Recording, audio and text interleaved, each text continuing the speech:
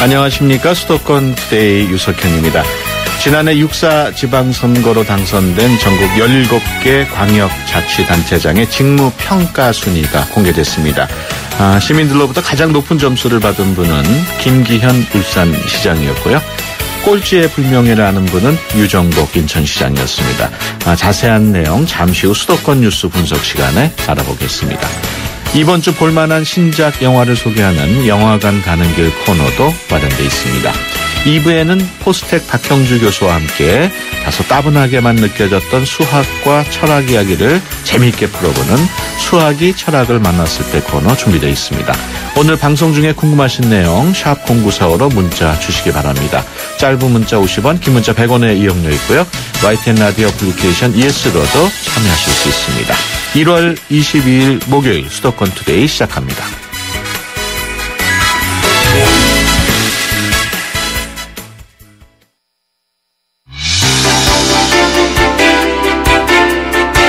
여러분은 지금 YTN 라디오 수도권 투데이를 듣고 계십니다.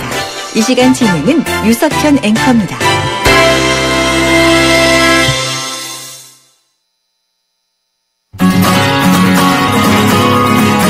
한 주간 수도권에서 일어난 일들을 정리하는 시간, 수도권 뉴스 분석.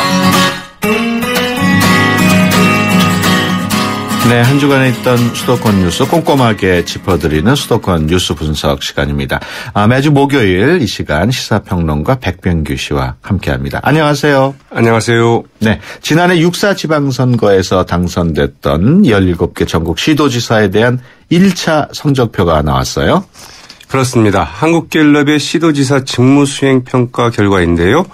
전국의 성인 남녀 14,116명을 대상으로 실시한 직무수행평가 결과입니다. 예. 응답자의 51%가 잘하고 있다. 예. 이렇게 평가했습니다. 예. 일단 겨우 이제 과반의 점수를 넘긴 셈인데요. 예. 어쨌든 합격점을 좀 받은 셈이라고 볼 수 있을 것 같습니다. 예. 잘못하고 있다는 응답은 23%, 의견을 유보한 응답도 26% 정도 됐습니다. 예. 각 시도지사별로 그 평가 결과에 따라 명함이 갈리기도 했는데 김기현 울산시장이 가장 좋은 평가를 받았다고요? 그러네요. 조사에 참여한 울산 시민 268명이었는데요. 이 268명의 67%가 잘하고 있다고 평가를 했습니다. 상당히 네. 높은 점수이죠. 가장 네. 좋은 평가를 받았고요. 2위는 그 3선에 성공한 김관용 경북지사로 63%의 긍정평가를 받았습니다. 예.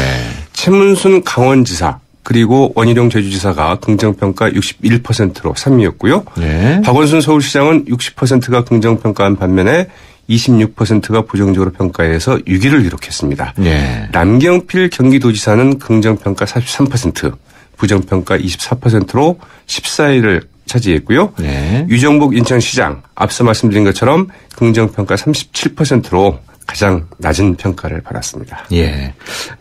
이번 그 시도지사 직무평가 순위 한국갤럽이 지난해 9월 둘째 주부터 12월 셋째 주까지 전국의 만 19살 이상의 남녀를 대상으로 거주지역 시도지사가 직무를 잘 수행하고 있다고 보는지 아니면 잘못 수행하고 있다고 보는지에 대한 질문 결과입니다.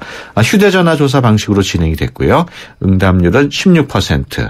표본 오차는 95% 신뢰 수준에서 플러스 마이너스 1.7에서 17.1%포인트입니다.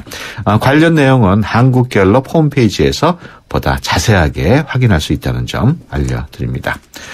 최근 그 송도 어린이집에서 원화 폭행 사건이 발생했던 인천시 그 공공용 어린이집에 폐쇄로 TV, CCTV를 모두 설치하기로 했다고요? 네, 인천시는 그 지난 20일 어린이집 아동학대 근절 특별대책을 발표를 했는데요. 우선 국공립 어린이집과 공공용 어린이집 269개소에 CCTV를 모두 설치하기로 했습니다. 네. 인천시 어린이집의 CCTV 설치율을 보면 국공립이 85.7%, 네. 공공용이 55.6%, 민간 어린이집이 59.1%, 가정 어린이집이 13.8%인데요. 네. 이 인천시는 민간과 가정 어린이집에도 CCTV 설치를 유도하기로 했습니다. 이와 함께 그 다음 달까지 아동학대 의심 사례 집중 신고 기간을 정해서 실태 점검에 나설 계획이라고 하죠. 예. 그렇지만 또 일부에서는 그 CCTV를 설치한다 해도 과연 아동 학대를 막을 수가 있겠느냐 이렇게 의문점을 지적하시는 분도 있죠. 나름대로 효과는 없지 않아 있겠지만 과연 CCTV 의무화 방안이 맞으면 모든 문제를 해결할 수 있겠느냐 이런 문제제기인데요. CCTV 의무화 방안 사실 어제 오늘 나온 대책은 아니죠. 24시간 감시받아야 한다는 점에서 보육교사들의 반발도 좀 적지 않습니다. 또 CCTV 사각지대에서 그 학대하는 것은 어떻게 하느냐 이런 반문도 나오고 있고요. 이번에도 CCTV가 있는데도 사고가 난 것 아니냐는 지적도 나오고 있습니다. 이 보육교사의 업무 하중에 따른 스트레스를 줄여주는 것, 또 분노나 감정 조절 등에 대한 충분한 교육과 훈련 등 보다 근본적인 처방이 필요하다는 지적도 나오고 있습니다. 벌써 지난 주말에 발생했던 의정부 화재 사고 4명의 사망자 그리고 126명의 부상자를 냈습니다마는 그 용의자로 지목된 오토바이 운전자에 대한 구속영장이 기각됐어요. 발화 원인이 참 엉뚱하다는 이제 생각할 거 떨칠 수 없는데요. 경찰은 그 지난 19일 사륜 오토바이 운전자 김모 씨에 대한 구속영장을 청구를 했는데요. 실화 및 과실치사 혐의였습니다. 김 씨가 화재 발생 당일 오토바이를 주차시킨 다음에 키를 빼려다가 추운 날씨 탓에 잘 빠지지 않자 주머니에서 라이터를 꺼내서 키박스를 녹였는데 이때 전선 피복이 녹는 바람에 불꽃이 발생했다고 이제 경찰은 보고 있습니다. 그러나 법원은 일단 주거가 일정하고 현재까지 확보된 증거 등에 비춰볼 때 도주나 증거인멸의 우려가 없다면서 영장을 기각했습니다. 그렇군요. 인천시가 주최하는 남북 축구 경기 다음 달에 중국에서 열린다고요. 왜 중국에서 열리는가 싶긴 한데요. 다음 달 2일에서 4일 중국 쓰촨성 청두에서 인천 유나이티드와 북한 425 축구단 그리고 중국 쓰촨성 프로축구팀 이 3개 팀이 참가하는 친선 축구 경기가 열리게 됩니다. 지난해 2월 열렸던 인천 평화컵 축구대회에 이어서 열리는 친선 경기라고 볼 수 있겠는데요. 인천시는 오는 5월께 평양이나 인천 등 국내에서 남북 축구 경기를 여는 방안도 추진하고 있다는 소식이기도 합니다. 유정복 인천시장이 그 남북 축구 경기 전임 시장이 추진했던 이 남북 축구 경기 개최에 조금 소극적이었다는 평가가 있었다고요? 네, 사실 그런 평가가 있었죠. 유정복 시장은 대북 정책은 정부 주도로 이루어지는 만큼 정부와 호흡을 맞춰야 한다는 이런 입장을 보였습니다. 지난해 8월 재정난 등을 이유로 남북 축구 경기를 주선해온 남북체육교류협의회에 올해 축구 경기는 포기한다고 공식 통보한 적도 있었거든요. 그러나 최근 유정복 인천시장 남북 축구 교류를 계속하는 쪽으로 입장을 바꾼 것으로 알려졌습니다. 그렇군요. 계속해서 인천시와 관련된 소식인데 환경부하고 서울시, 경기도 사자협의체와 수도권 매립지 연장 놀이를 위한 선제적인 조치에 합의했다는 소식 전해드렸습니다마는 이어서 그 수도권 매립지 종료 문제를 논의할 시민협의체 구성 작업에 속도를 내고 있다고요. 그러네요. 모두 18명으로 구성되는 그 시민협의회를 구성하기로 하고 첫 회의를 26일 열기로 했습니다. 상당히 속도감 있는 전개인데요. 시민협의회는 그 인천시장과 시의회 의장, 서구청장, 서구의회 의장, 지역국회의원 2명, 여야 시당위원장, 환경전공교수 2명, 지역 언론사 대표 2명, 인천경실련 등 6개 시민사회단체 대표 등으로 이제 구성하기로 했습니다. 협의회는 비공개로 진행을 하되 결과는 좀 공개한다는 이런 방침이라고 하죠. 그렇군요.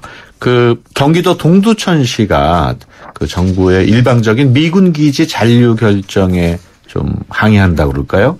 미군에 대한 행정 지원 업무를 전격적으로 중단하기로 했다면서요? 네. 왜 미군 기지 잔류 결정을 내리면서도 이에 맞는 상응한 이제 지원책은 내놓지 않느냐 이런 이야기인데요. 동두천시 단단히 좀 화가 난 것 같습니다. 동두천시는 그 지난 16일 캠프 K시 내에서 해오던 차량 등록 지원 업무를 중단하겠다고 이제 통보를 했습니다. 이 기지 내 차량 등록소에 그 파견한 인력도 19일자로 그 철수키로 했고요. 이 지원 업무를 처리하게 되면 미군과 군무원들은 차량 등록 때 동두천 시청과 비이사관을 각각 방문해서 등록해야 하는 이런 불편을 겪게 되는데요. 이 동두천시는 이달 중순 국무조정실 산하 동두천 지원 태스크포스 주최로 열리는 정부 관계 부처 국실장급 회의에서도 가시적인 지원책이 나오지 않으면 추가 조치를 취할 것이라고 예고하기도 했습니다. 예. 이 동두천 씨는 이 추가적인 조치로 미 이사단 정문 봉쇄, 미군 잔류에 대한 주민 찬반 투표 실시 이런 방침이 포함될 것이라고 설명을 했는데요. 상당히 좀 강도 높은 예. 조치들을 좀 예고한 셈이죠. 이렇게 지방자치단체가 미군 문제로 이렇게 대응하는 거는 처음 보는 것 같아요. 네, 그렇습니다. 예. 이것도 또 미군 관련 소식입니다만은 개발 방식을 둘러싸고 그동안 정부하고 서울시가 이견을 보여왔던 용산 주한 미군 기지 이전 부지 복합 사업 이제 좀 본격화될 것으로 보인다고요. 네, 이 정부는 그동안 고밀도 개발을 주장을 해왔었고요. 예. 서울시는 이에 반해서 그 남산 조망권 등을 고려한 저밀도 개발을 이제 주장해서 서로 그 접점을 찾지 못해왔습니다. 그러나 예. 정부가 지난 18일 발표한 투자 활성화 대책에서 서울시 입장을 상당 부분 수용해서 절충점을 찾게 된 것 같습니다. 용산 부지 가운데 국가공원 조성용 부지를 뺀 나머지 부지 3곳 가운데 캠프 킴 부지는 예. 용적률 800%까지 고밀도 개발을 하기로 했고요. 반면에 유엔사 부지는 70m 높이까지만 올리기로 했습니다. 예. 저밀도 개발을 하겠다는 것이죠. 그리고 나머지 부지는 추후에 다음에 더 협의해서 이제 결정하기로 이렇게 결정을 했다고 그러네요. 그렇군요. 이번 그 투자 활성화 대책을 보면은 판교에다가 제2 테크노밸리를 조성한다는 내용도 있더라고요. 네, 혁신형 기업 입지 조성 방안에 포함되어 있는데요.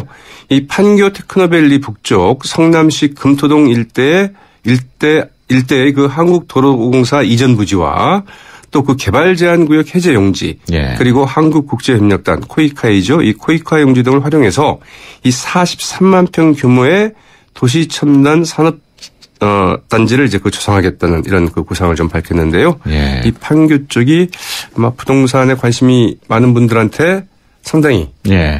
주목되는 이런 지역이 될 것 같기도 하죠. 그렇군요.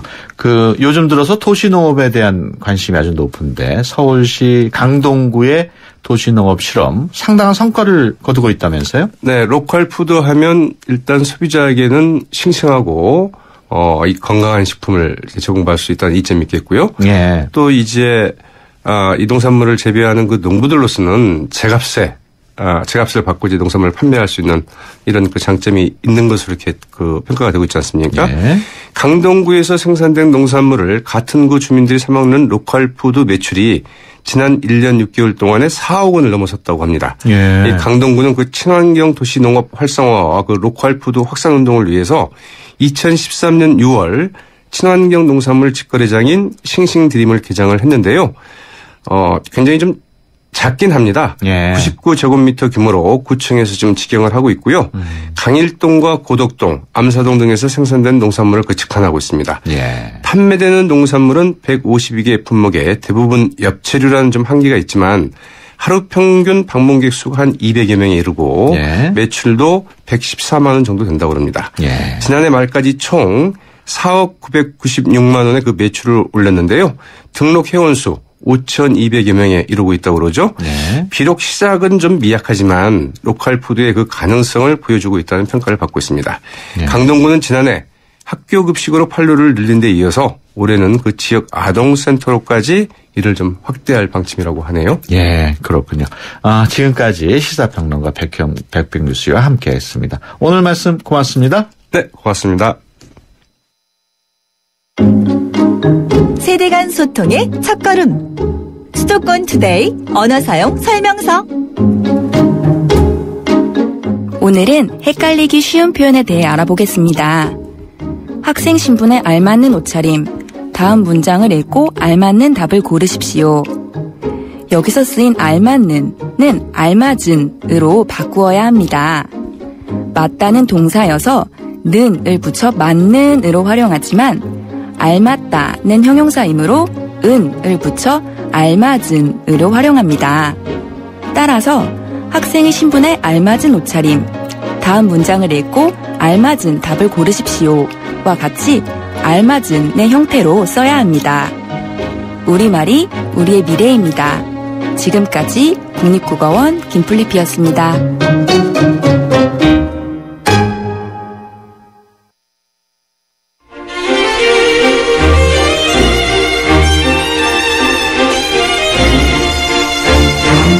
영화관 가는 길. 네, 이번 주 개봉 영화 그리고 추억의 영화 한 편을 소개해드리는 영화관 가는 길 시간입니다. 오늘도 허동우 영화감독 스튜디오에 모셨습니다. 안녕하세요. 네, 안녕하십니까. 네, 이번 주 개봉 영화 가운데 첫 번째로 어떤 영화를 소개해 주실 예정인가요? 우리나라의 땅 하면 서울의 강남이겠죠. 예. 예. 강남 1970 유아 감독이 만든 작품을 소개하려고 합니다. 예. 그러니까 어떤 영화인지 그러니까 1970년대 저는 초등학교 중학교, 고등학교였던 것 같아서 예. 그 당시에 그 강남 땅의 욕망을 보여주는 영화. 예. 그 호적도 없고 그 당시 사실 넉마가 많았다고 하더라고요. 그 지역에. 예. 그 생활을 하면서 치형제처럼 살던 그 종대 이민호 분과 예. 용기 김래원 분 두 사람이 그 유일한 아시죠였던 무허가 판자촌이 흘리면서 이제 건달들이 개입된 전당대회 해방 작전에 얽히게 되고 예. 그곳에서 서로가 이제 헤어지게 되는 상황이 되죠. 예. 이제 그로부터 3년 후에 이제 자신을 가족처럼 받아준 조직두목 출신의 길수 정진영 씨 바람과 달리 잘 살고 싶다는 꿈 하나로 건달 생활을 하게 된 그 이민호가 예. 정보와 권력의 수뇌부에 닿아 있는 복부인 민마담과 함께 그 강남 개발의 이권 다툼에 뛰어들어서 예. 또 이야기가 굉장히 뻔하잖아요. 그 이야기 스토리가 벌써 예. 민마담 그다음 정치권까지도 개입되는 의리와 음모와 배신의 전쟁터 그 이야기를 다룬 영화입니다. 그렇군요. 제목이 강남 1970 하니까 그 1970년대 강남이 떠오르는데 지금과는 아무래도 많이 달랐겠죠. 그러니까 저는 그러니까 말죽거리라는 얘기만 들어도 사실 네. 말죽거리라는 말이 그 조선시대 여행자들이 말 타고 와서 말에게 죽을 끓여 먹던 이름이 말죽거리지 않습니까? 예. 그런 것처럼 사실 저는 강남이 기억 남는 게 그 당시에 그 진짜 미나리 밭이 굉장히 많았다고 그러더라고요. 예. 그 자리에 이제 현대 아파트가 들어온 것 같고. 예. 그러니까 띄엄띄엄 개발이 굉장히 많았었고요. 예. 뭐 비포장도로도 굉장히 많았던 것 같아요. 그렇죠. 그래서 아는 분들은 제 친구 엄마들은 그 복부인으로서 굉장히 활약상을 뛰어나게 했던 분 같고 예. 오늘날의 경제 발전에 굉장히 일익을 담당하지 않았나라는 예. 생각을 합니다. 그때 뭐 전학도 많이 갔어요. 예, 포장이 안 돼서 다 장화 신고 비가 오면은 네. 다녔다는 얘기도 있고 그랬죠. 그 국제시장 영화가 지금 뭐 기성세대에 대한 찬사라고 뭐 평가를 받고 있습니다면은 강남 1970은 좀 그거하고는 좀 다른 그런 이야기가 있어요. 아까도 말씀드렸지만 70년대 벌써 인물들 구조 자체가 좀 그런 것 같고요. 예. 사실 영화는 장단점이 다 있거든요. 예. 선이 굵은 영화가 있고 또 그 아버지 일대기를 그렸던 영화가 있어서 아마 그 호불호가 있을 것 같습니다. 예. 네. 이번 그 강남 1970을 놓고 말죽거리 잔혹사 그리고 비열한 거리를 잇는 유아 감독의 그 거리 3부작 완결편이다. 이런 얘기가 있어요? 이게 유아 감독이 한 10년 정도 걸쳐서 세 작품을 만들었는데 예. 제도 교육의 폭력성에 유린된 청춘을 그린 영화 예. 말죽거리 잔혹사 그다음에 돈이 폭력을 어떻게 소비하는지를 보여주는 영화 비열한 거리 그리고 이제 강남 땅 개발과 아까 말씀드렸던 그런 그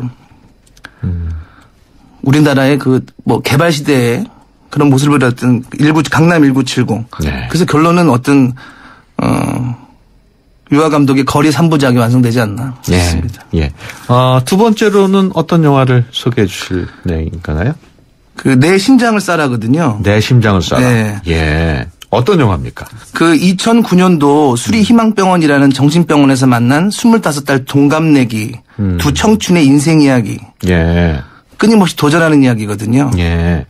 어린 시절 트라우마 때문에 6년째 병원을 제지처럼 드나드는 누구보다 성실한 모범 환자 수명.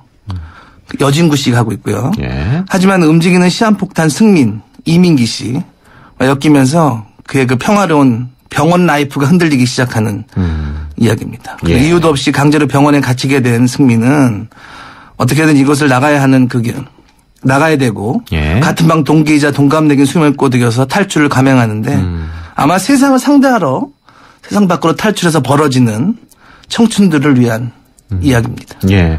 그 원작자인 정유정 작가가 영화를 만들 때 뭐 신신당부했다는 내용이 있다고요? 예, 책 제목을 예. 영화 제목 그대로 사용해달라는 것과 그리고 작품의 톤을 바꾸지 말라는 것. 예, 두 가지가 있었습니다. 그렇군요. 그 엔딩 크레딧에는 뭐 분투하는 청춘들에게 바칩니다. 이런 문구가 들어가 있다고 그래요? 그러니까 그 청춘들에게 망설이지 말고 지금 당장 원하는 것을 향해 달려가라. 예. 인생에서 가장 중요한 것이 무엇인지를 깨닫고 그것을 향해 나아가라. 바로 이것이 이 영화의 청춘이었던 그리고 청춘이 될 모든 사람들에게 건네는 희망과 위로의 메시지 아닐까. 예. 그래서 아마 청춘들에게 바칩니다라고 했던 것 같습니다. 그렇군요. 그 세 번째로 소개해 주실 이번 영화는 애니메이션이라면서요? 네. 사실 그 저예산 애니메이션 그러면 예. 저예산 독립영화 자체가 가지고 있는 어려움이 좀 있거든요. 예. 근데 그거를 극복해내고 참 그 당찬 그 여감독이 탄생한 것 같아요. 예. 1987년생이던데. 예. 그러니까 저희는 이런 그 도전 앞에 있는 작품을 우리가 본다는 것만 하더라도 굉장히 감사하지 않나. 예. 예. 그럼 이 한전 감독의 그 애니메이션 영화 생각보다 맑은. 네. 이게 데뷔작인가요, 그럼? 사실 이 친구는 그 대학교 때 만든 영화를 가지고 상을 받았어요. 아, 그렇군요. 단편 두 편, 예. 인디 애니 퍼스트 대상을 받아가지고. 예. 계속 이제 그 준비했던 것 같고요. 예. 이 생각보다 맑은 어떤 영화인가요, 그럼?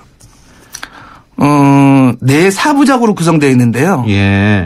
럭키미, 그 다음에 코피로악, 사랑한다고 말해 학교 가는 길, 묶은 옴니버스 형식의 영화입니다. 그렇군요. 근데 사실 공통점은 없는데 좀 찾아보자 하면 예. 내 편을 희미하게 관통하는 그 이게 있죠. 고민이 바로 현재, 지금이라는 거. 그래서 현재의 불안한 소망들을 희망이라는 이름으로 보답으로 내는, 그러니까 버텨보고 견뎌보라는 영화죠. 예. 근데 보면 사실은 조금 거칠긴 한데 그 안에 그 순수하고 그런 게 있어요. 사실 예. 이렇게 도전하는 작품들을 한번 좀 봐주시는 게 어떨까 싶네요. 이 한전 감독이 아직도 20대라면은 네. 앞길이 뭐 창창한 감독이네요. 네, 그렇죠. 사실 천재는 어떻게 보면 99%의 노력과 1%의 재능이라고 그러는데 예. 사실은 노력을 해도 1%의 재능이 없어서 많이 힘들어하는 예술인이 많거든요. 예. 근데 그 어떻게 보면 그 1%의 도전장을 낸 친구 아닌가. 예. 원래 천재성도 좀 엿보이나요? 예, 그런 것 같아요, 제가 보기에는. 예, 그렇군요. 그러면 오늘 끝으로 이제 추억의 영화 한 편을 소개해 주셔야 되는데 어떤 추억의 영화를 정하셨나요? 겨울 하면 왠지 기차역 이렇게 생각나지 않으세요? 네. 정년 퇴임을 앞둔 한 철도원의 삶을 그린 작품입니다. 철도원이라고. 일본 영화죠? 일본 영화죠. 1999년 일본의 도에이 영화사가 제작하고 117회 나오키상 수상작인 아사도 지로의 단편 소설 철도원이 원작입니다. 예. 이게 99년 영화면 벌써 10년도 그렇죠. 우리 2000년대에 개봉이 됐어요. 예. 얼마 전에 타계하신 일본의 국민 배우 그 다카쿠라겐이 예. 아주 그 명연기가 펼쳐지는 예. 설원 지역에서의 그 모습과 아내와 딸을 잃고 혼자 살아가는 지방선 철도원의 일에 대한 사랑과 삶에 대한 희화를 그린 작품이다. 네. 왜냐하면 사실 우리는 결혼하고 나면 일에 대해서 책이 많잖아요. 남자 네. 가정을 좀 보살펴야 되고. 그래서 어느 세월이 흘러가 보니 다 가족 아내도 잃고 자식도 잃고 했던. 저는 굉장히 그 지금 이 시대에 뭐 베이비 부머 세대라고 그러지만 한 번쯤 네. 보면 아마 자기의 앞에 생이 보이지 않을까라는 생각을 합니다. 그렇군요. 이 영화를 좀 더 재미있게 보는 무슨 팁 같은 게 있을까요? 다카쿠라 켄의 연기도 좋고요. 예. 사카모토 루이치의 음악, 그다음에 홋카이도의 아름다운 자연 풍광. 요 세 가지가 보면 또 설경의 조화로움이 있고요. 예. 보시면 굉장히 마음이 아마 요즘 전반적으로 흉악하고 좀 마음이 그런데 예. 착해지고 이렇게 좀 진한 감동 있지 않을까 생각합니다. 예. 그렇군요. 한번 뭐 지금 이 영화를 다시 보려면은 어떻게 아니 근데 제가 공교롭게도 네. 좀 이렇게 그러지만 뽑고 났더니 다음 주에 이 영화를 재개봉하더라고요. 디지털관에서. 예. 그만큼 그 보고 싶은 욕구가 있다는 얘기인데. 글쎄 그러신 것 같아요. 한번 그 보셨습니까 우리? 저는 뭐 영화관에서는 못 봤습니다만은 그 TV를 통해서 본 거. 오히려 아마 지금 젊은 세대들은 그 아버지를 생각하는 영화가 되지 않을까 싶고요. 예. 거의 좀 이렇게 나이가 있는 분들은 아까 말씀드렸지만 그 삶이 보이는 영화. 예.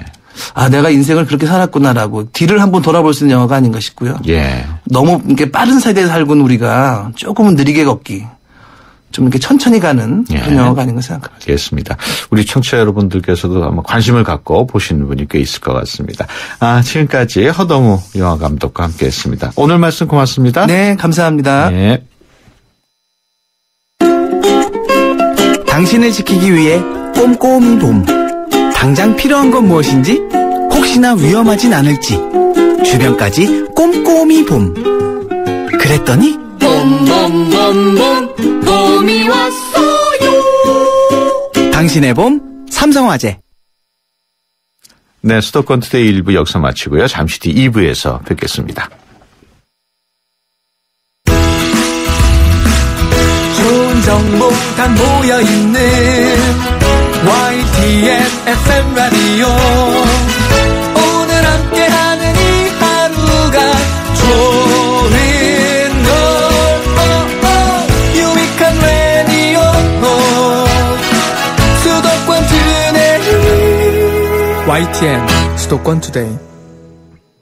네, 수도권 투데이 2부 시작합니다. 2부에는 수학과 철학 어떤 식으로 연관이 돼 있고 또 그 속에서 어떤 재미있는 이야기들을 만날 수 있는지 알아보는 시간이죠. 수학이 철학을 만났을 때 잠시 후에 포스텍 박형주 교수와 함께합니다. 수도권 투데이는 청취자 여러분들의 소중한 의견을 기다립니다.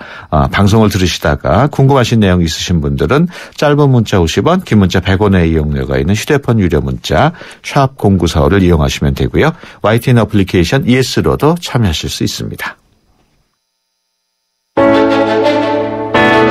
수학과 관련한 놀라운 이야기, 철학과 관련한 심오한 이야기를 재미있게 풀어드리는 시간. 수학이 철학을 만났을 때.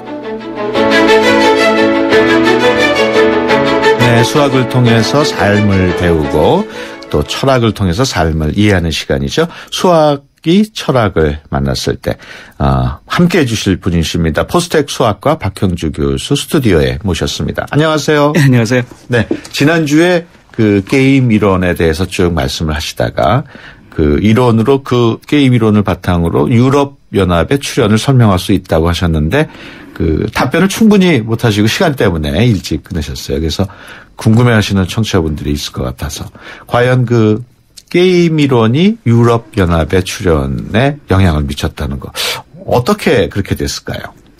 네.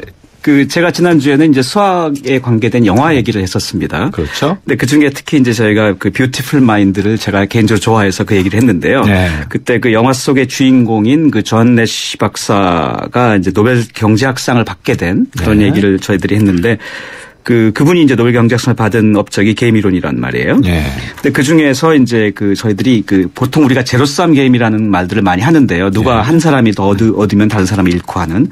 근데 그게 같이 얻는 게 가능한 이제 그런 게임의 예가 이제 저희들이 죄수의 고민 또는 프리즈너스 딜레마라고 하는 그런 예를 제가 들었었는데요.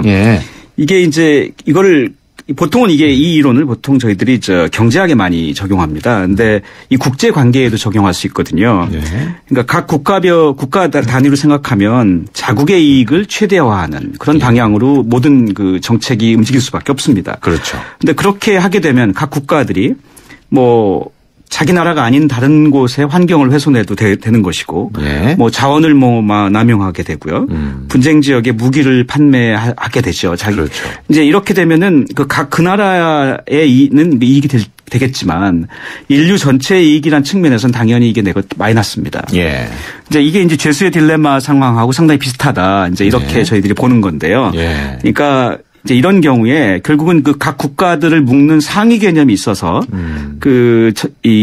어떤 가장 전체 공동체 이익을 최대화하는 방향으로 즉 죄수의 고민을 해결하는 그런 방식으로 해결하게 되면 전체 인류의 이익은 늘어난다라는 걸 이제 게임 이론이 얘기하고 있지 않습니까? 이제 결국은 유럽연합은 그런 국가들의 그 단위가 아닌 그 위 상위 단위에서 이익을 조정하는 또는 어떤 정책을 조정하는 그런 이제 역할을 하게 되는 것이죠. 예. 그러니까 아담 스미스의 그 어떤 시장 경제의 어떤 문제를 해결하는 그런 그 어떤 그런 것을 국가가 하는 역할을 하는 것처럼 예. 이제 그런 이제 그래서 결국은 이런 그 유럽연합의 등장은 어떤 의미에서는 개미론적으로 본다면 필연인 것인데요. 예. 이제 아마 다른 대륙에서도 아시아 같은 그 아마 국제 공동체가 출현할 거라는 그 우리가 예상할 수 있겠죠. 그렇군요.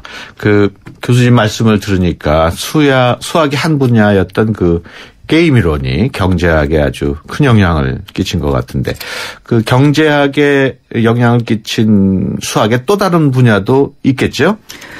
그렇죠. 그러니까 제가 답부터 먼저 말씀드리고 시작하면요. 예. 이 증권 시장의 분석이나 또는 예. 보험 상품의 설계 같은 이런 그 금융 문제에 가장 큰 영향을 준 거는 그 17세기 영국의 아이작 뉴턴과 독일의 라이프니츠가 만든 미적분학입니다. 그렇군요. 그 고등학교 때 배우는 미분하고 적분 이게 주식 투자 또 보험 상품 설계 이런 것과 관련이 있다는 말씀인 것 같아요. 그렇죠. 좀 설명을 해 주시죠. 네, 어쩌면 이제 가장 쉬운 예를 하나 듣는 게 좋겠는데요. 예. 저희들이 그 약탈자 먹이 방정식이라는 말을 우리가 그 생물학에서 씁니다. 예. 이게 뭐냐, 이제 예를 든다면은 뭐 이제 초원에 그 사자들이 있어요. 예. 그리고 사자들의 먹이가 되는 뭐 예를 들어서 그 아프리카에 가면은 그 누떼라는 게 있거든요. 그렇죠. 누라는. 예. 소처럼 생긴. 이제 그게 이제 먹이가 될 텐데 자, 사자가 뭐 한 100마리 있고 누떼가 한 10,000마리 있는 거예요. 자, 근데 사자 숫자가 이제 늘어나요. 그러면 누떼는 줍니다. 왜냐하면 먹히니까. 그렇겠죠. 그렇죠. 근데 이제 누떼가 줄잖아요. 그럼 사자들은 먹일 거리가 줄잖아요. 예. 그럼 사자 수가 줍니다. 아. 그러면 사자 수가 또 줄면 누떼가 늡니다. 이제 덜 먹히니까. 예. 네. 또 다시 또 근데 누떼가 늘면 먹잇감이 되니까 또 사자 수가 늘고 이제 이렇게 해서 상호작용하거든요. 그게 약탈자 먹이. 네. 그런데 그렇죠. 이제 이 경우에 사자가 약탈자라고 하면 이제 누떼가 먹이가 되는 건데요. 영어로는 우리가 프레디터 프레이 방정식이라고 합니다. 예. 그러니까 결국은 이걸 우리가 이제 방정식으로 표현할 수가 있어요. 예. 아까 좀 전에 말씀드린 그런 거를 결국은 누떼 숫자의 변화는 사자 숫자에 반비례하고 예. 이런 식으로 되는 거죠. 그렇군요. 네, 사자 숫자가 많아지면 누떼 숫자의 변화가 마이너스가 되니까 뭐 이렇게 표현을 이런 식으로 해가지고 연립 방정식이 나옵니다. 이게 이제 미분 방정식이 돼요. 왜냐하면 예. 변화라는 거는 우리가 미분으로 표현하거든요. 예. 자, 그래서 이게 이제 유명한 그 미분 방정식인데 실제 생물학에서 이걸 가지고 사자 수가 앞으로 5년 뒤에 몇 마리가 될지 예측합니다. 그렇군요. 누떼가 앞으로 뭐 3년 뒤에 몇 마리가 될지 이런 걸 예측하게 되는데. 늘어나고 줄고 이런 거. 네네. 그걸 가지고 주기성이 있기 때문에. 예. 그래서 이제 이 방정식을 풀어서 실제 이제 우리가 예측을 하게 되는데요. 예. 그러니까 이걸 우리가 증권시장에 적용할 수가 있어요. 예. 신기하죠. 생물학의 문제였는데. 예. 생물학의 문제를 수학 방정식으로 표현했는데. 증권에서는 왜냐하면 어떤 주식을 파는 사람이 약탈자입니다. 예. 사는 사람이 먹입니다. 이렇게 모델하면 굉장히 흡사해집니다. 예.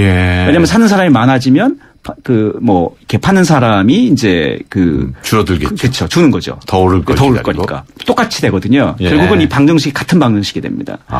그래서 이게 수학의 힘인데요. 왜냐하면은 이 주식 시장의 움직임과 사자수의 변화가 어떻게 같은 거라고 아무 예상을 하겠습니까만 네. 이게 수학으로는 같은 거로 보는 거거든요. 그렇군요. 그러니까 자연계에 있는 아주 다른 현상을 같이 보는 것이 수학의 힘인데요. 예. 자, 그래서 이렇게 그러니까 결국은 미적분이 이런 주식 시장의 변화를 설명하는 이론이 되는 것이죠. 예. 이런 미적분이 증권 시장에도 적용이 된다면은 네. 수학 하시던 분이 주식 투자를 하면은 성공할 확률이 높다고 봐야 되나요? 네, 제가 성공한 사례와 실패한 사례를 다 알고 있는데요. 예. 먼저 실패한 사례부터 말씀드리면, 예.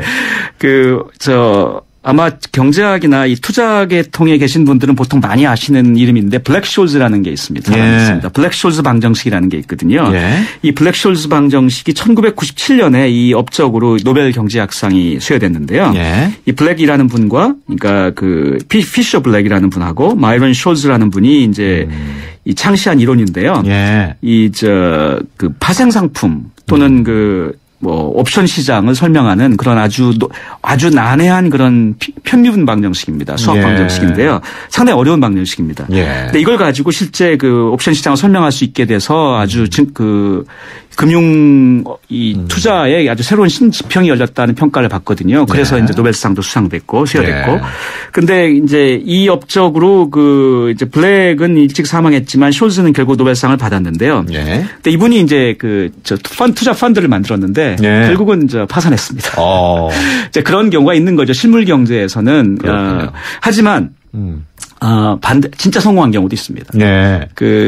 저희가 제임스 사이먼스라고 하는 유명한 분이 있는데요. 예. 이분이 지난 작년 8월에 한국에도 오셔서 대중 강연을 해서 5천 명의 그 일반인들과 학생들이 와서 그 강연을 듣고 열광을 한 적이 있는데요. 예. 이분이 2008년부터 2010년까지 3년 동안만 본인이 집으로 가져간 개인 수익만 얼마냐면 10 빌리언 달러니까 10조입니다. 10조. 예. 그러니까 이분이 유명한 메달리언 펀드라는 걸 만들었는데요. 예. 네, 그걸로 이제 이 메달리언 펀드는 2008년 그 금융 위기 시에도 87%의 수익률을 기록했습니다. 대단하네요. 근데 이분이 아주 유명한 수학자였습니다. 예. 이분은 철저하게 수학적인 방식으로 투자한다고 알려져 있습니다. 그렇군요. 자, 그래서 가장 대표적으로 우리가 성공한 케이스로 생각하죠.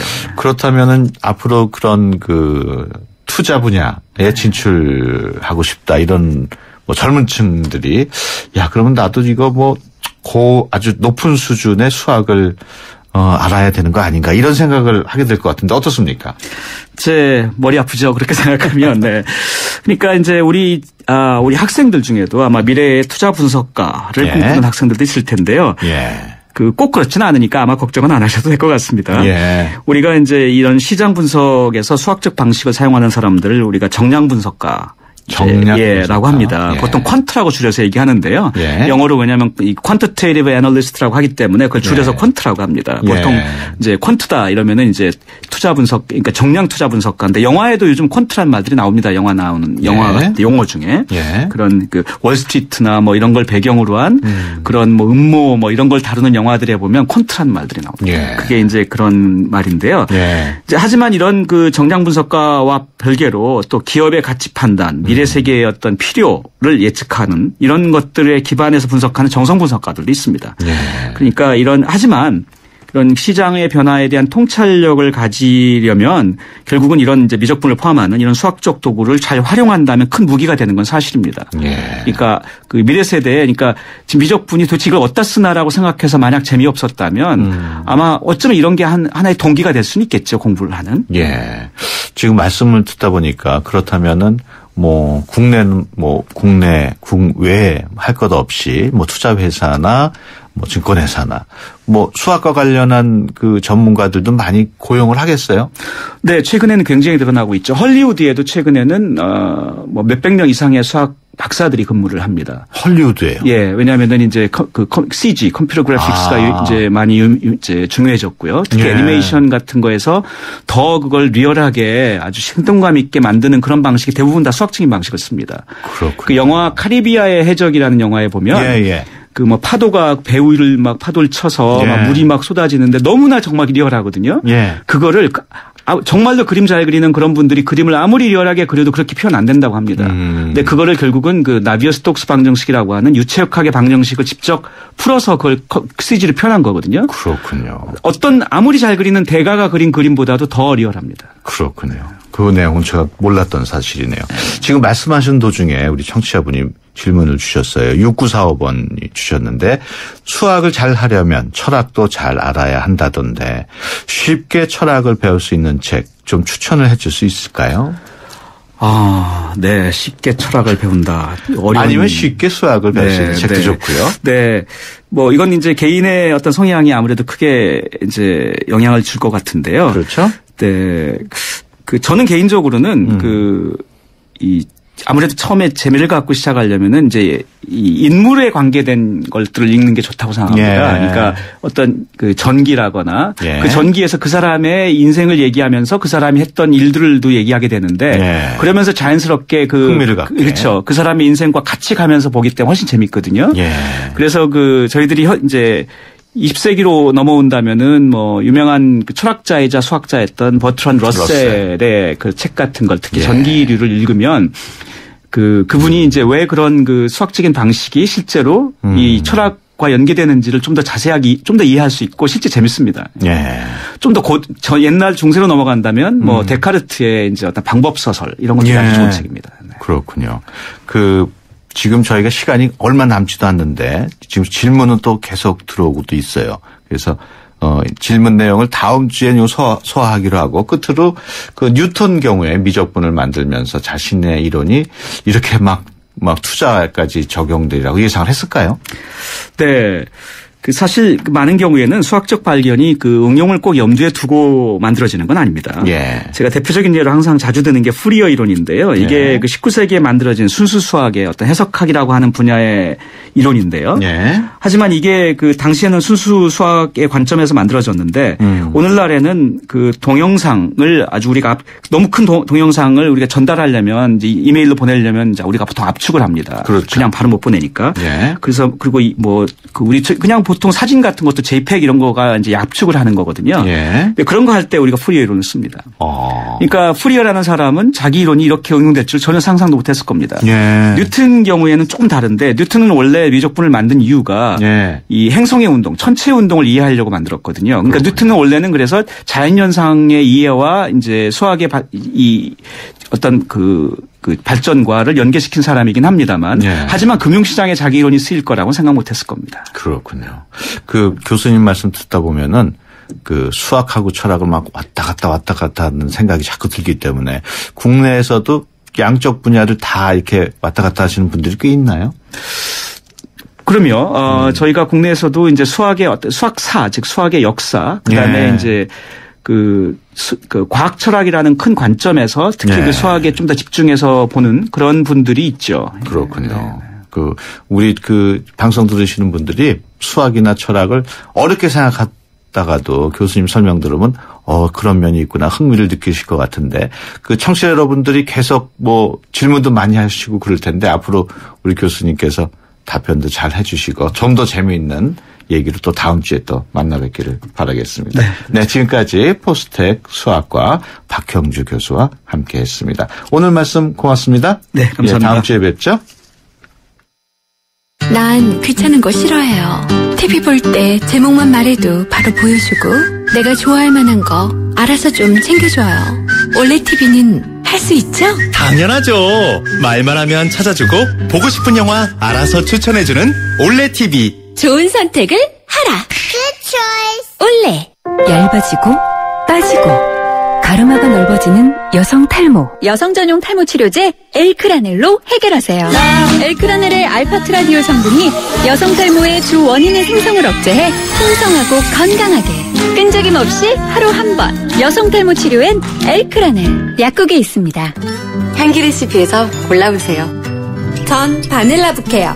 섬유유연제와 다우니 아로마주얼을 함께 쓰면 새로운 향기가 만들어집니다. 향기 좋다. 다우니 향기 레시피로 당신만의 향기를 만드세요. 다우니 아로마주얼. 유준상이 알려드리는 지친 간 이야기. 계속되는 야근. 독이 차오른다. 풀리지 않는 피로. 독이 차오른다. 간기능 장애에 의한 육체 피로. 온몸 권태. 매일매일 독하게 사는 당신의 간 건강을 위해 간에게 힘을 매일매일 우루사. 어르신들의 근육을 풀어드리고 싶다는 몸짱 트레이너들. 기프트카 쉐어링을 신청해 강원도 유촌리 마을을 찾았답니다. 아이 시원하다.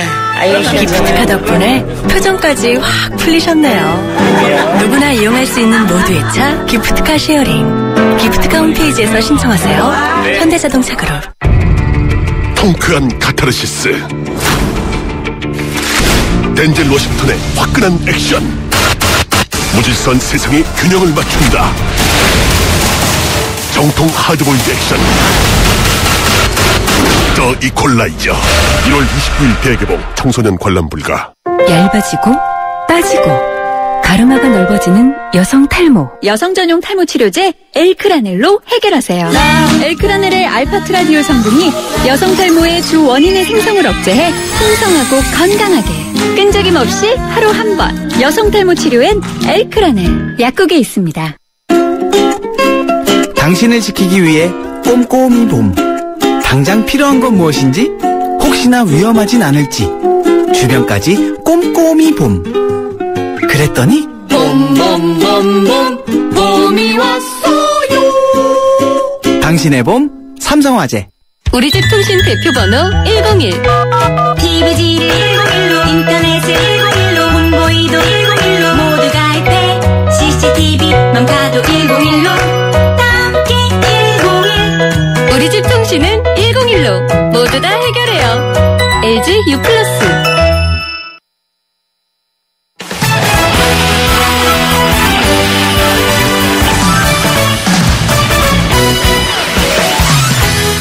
네, 매주 목요일 수학이 철학을 만났을 때 코너를 통해서 포스트 박형주 교수와 함께 수학과 철학 이야기를 계속 나누고 있는데요. 방송 중에 궁금하신 내용 있으시면은 짧은 문자 50원, 긴 문자 100원의 이용료가 드는 샵 0945로 궁금하신 내용 보내주시면 제가 시간에 박 교수님께 여쭤보도록 하겠습니다. 수도권 투데이 오늘 순서 여기서 마치고요. 내일 오전 9시 10분에 다시 찾아뵙겠습니다. 지금까지 프로듀서 이원영, 기술감독 안홍진, 구성작가 강정현, 진행의 유석현이었습니다. 함께해 주신 여러분 고맙습니다.